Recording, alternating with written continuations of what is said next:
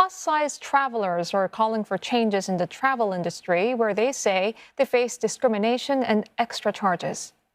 Some airlines require them to buy 2 seats or upgrade to a different class, or deny them access to flights altogether. They also struggle with inaccessible transport options on the ground. Right, well, but new legislation could help stamp out size discrimination. Sally Patterson has more in the second of our week-long series on accessible travel. There are many barriers to getting around New York City. Plus-size campaigners here say journeys can be slow, painful and frustrating. They're calling for an uplift in infrastructure to accommodate travellers of all sizes, saying efforts to improve accessibility don't always take their needs into account.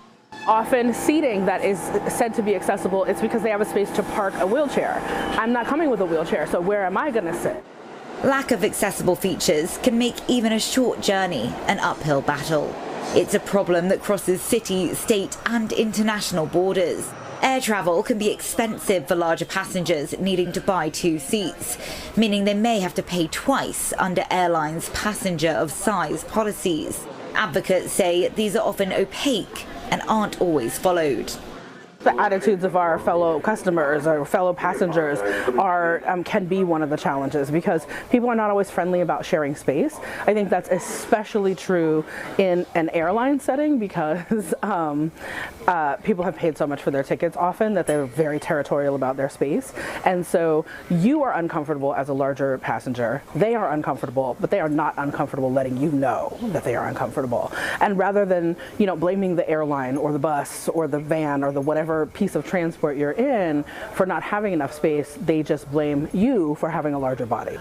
New York City's Transportation Authority, the MTA, says by 2055, 95% of subway stations will have a ramp or an elevator. But modernising transport networks takes time and substantial financial backing. You can see the difference of what happens when you build something from scratch to what happens when you're starting from something that's over 100 years old and you're trying to cobble it together to accommodate as many people as possible, understanding that needs have changed, that people have changed, the way we travel have changed.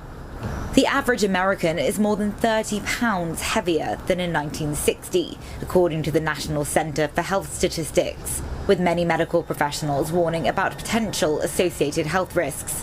But new legislation is opening up a new chapter in New York's history, making it illegal to discriminate based on a person's weight. The law applies to employment, housing, hospitals, restaurants and stores. Advocates hope the legislation and more education will help dispel some of the prejudice, and are working to reclaim formerly pejorative language.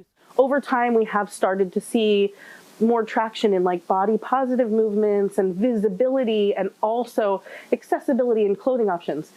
I say that in that I'm cautiously optimistic that we're moving in the right direction. There's still so much work to be done. And there's hope that these changes in New York will billow out, making America more inclusive for people of all shapes and sizes. Sally Patterson, CNA, New York. This whole week, CNA is looking at travel and the many challenges faced by the disabled, the elderly, and the overweight as they try to broaden their experience of their home countries and the world. Well, tomorrow, Sally Patterson looks deeper into the issues surrounding traveling with disabilities.